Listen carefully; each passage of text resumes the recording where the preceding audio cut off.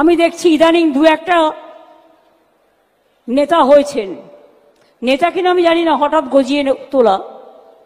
কেউ বলছেন আমি সিম্বল চিনি না বলে তার নেতার নাম বলছে। আবার কেউ কেউ বলছেন আমি তৃণমূল বুঝি না, আমি ওই দাদার রাজনীতি করি। মনে রাখবেন, আমি কিন্তু রোজ খুঁটিয়ে খুঁটিয়ে ফেসবুক দেখি, টুইটার দেখি, আর কে কি বলছেন, কে কি করছেন, সবটাই কিন্তু নজরে আমার থাকে। এদের জন্য নজর আমার থাকবে। প্রতীকটা না থাকলে আপনি এমএলএ হতেন না, আর প্রতীকটা না থাকলে আপনি কাউন্সিলরও হতেন না, প্রতীকটা না থাকলে আপনি গ্রাম সভায় যেতে পারতেন না, প্রতীকটা না থাকলে আপনি পঞ্চায়েতেও যেতে পারতেন না, জেলা পরিষদেও যেতে পারতেন না। প্রতীকটা মেন, এটা মাথায় রাখবেন।